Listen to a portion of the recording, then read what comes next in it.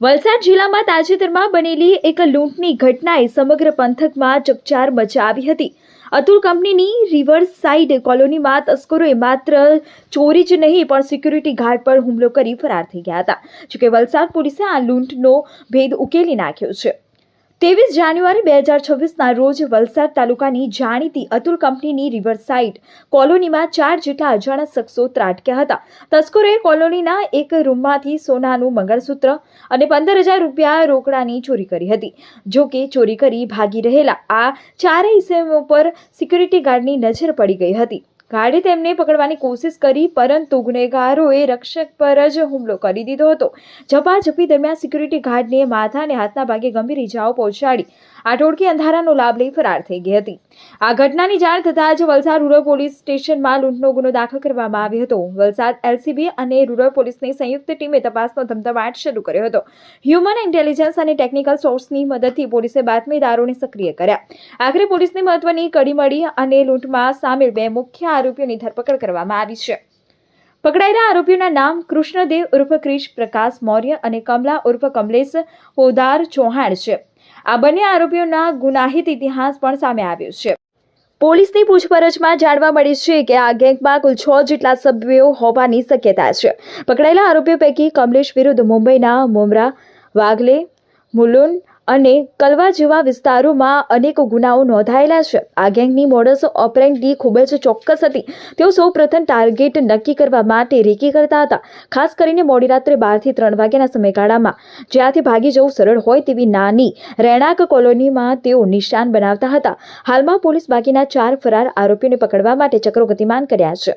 વલસાડ પોલીસે 2 રીઢા ગુનેગારોને જેલના સળિયા પાછળ ધકેલી દીધા છે, પરંતુ હજુ પણ આ ગેંગના અન્ય સભ્યો મુક્ત છે। આ ઘટના ફરી એકવાર આપણને સતર્ક રહેવાની ચેતવણી આપે છે। ખાસ કરીને રાત્રિના સમયે સિક્યુરિટી અને વ્યક્તિગત સાવચેતી કેટલી મહત્વની છે તે આ કિસ્સા પરથી સાબિત થાય છે।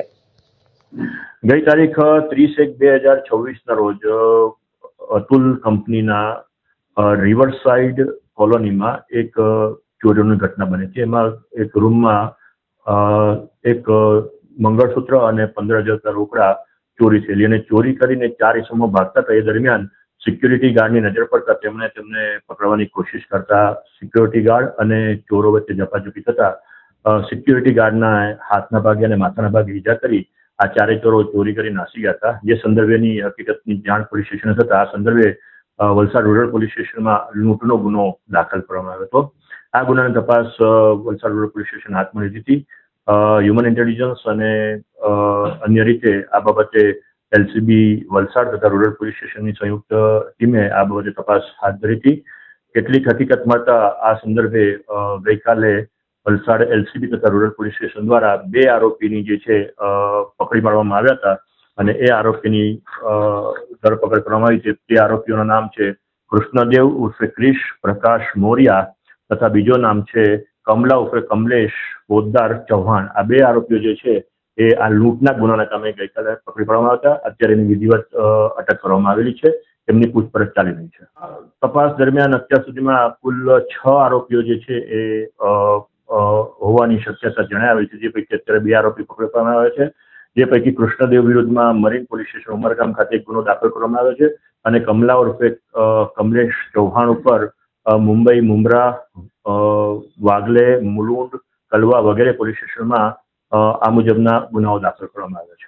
આ બાબતમાં અત્યાર સુધીમાં જે તપાસ અને જે ઇન્વેસ્ટિગેશન થયું જેમાં આરોપીઓ અગાઉ આ જગ્યા પર રેકી કરી અને મોડી રાત્રિના સમય એટલે 12 થી 2 કે 12 થી 3ના ગાળામાં આવી જ્યાં સંતાઈ શકવાની અથવા ભાગી શકવાની જગ્યાઓ હોય, અવાવરૂ જગ્યા હોય, જ્યાં થોડા નાના મોટા રેસિડન્સ પ્લોટ્સ આવ્યા હોય એવી કોલોનીઓને ટાર્ગેટ કરતા હતા અને ચોરીનો અંજામ આપી ભાગતા હતા।